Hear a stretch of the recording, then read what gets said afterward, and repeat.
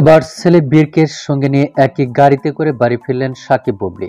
এ বিষয়ে বিস্তারিত তুলে ধরব আজকের এই ভিডিওতে। আর তাই ভিডিওটি না টেনে শুরু থেকে শেষ পর্যন্ত দেখে সঙ্গেই থাকুন।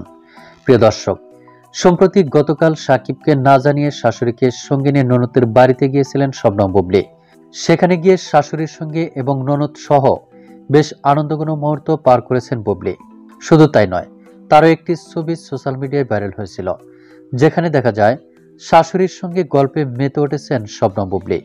শাশুড়ির সঙ্গে বুবলির এমন দৃশ্য দেখে নেটাগরিকরা হুমড়ি খেয়ে পড়েছিলেন, যার ফলে সকলের প্রশংসায় বাড়ছিলেন বুবলি।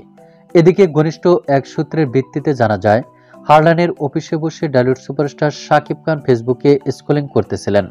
আর ঠিক ওই সময় বোনের বাড়িতে তার মায়ের সঙ্গে বুবলির এমন দৃশ্য দেখে অবাক হয়ে যান তিনি। এরপর অফিস থেকে সরাসরি বোনের বাড়িতে চলে যান শাকিব খান। আর সেখানে গিয়ে সবার সঙ্গে আনন্দঘন মুহূর্ত পার করে আজ কিছুক্ষণ আগেই তার মাকে রেখে ছেলে বীরকে সঙ্গে নিয়ে একই গাড়িতে করে বুবলির সঙ্গে বাড়িতে ফিরছিলেন শাকিব খান। আর এমন একটি স্থির চিত্র নেট মাধ্যমে বেশ সাড়া ফেলেছে, যেখানে দেখা যায় গাড়ি ড্রাইভ করছেন শাকিব খান। বীর তার বাবার গলা জড়িয়ে ধরে আছেন এবং পাশের সিটেই সেফটি বেল্ট লাগিয়ে বসে আছেন শবনম বুবলি।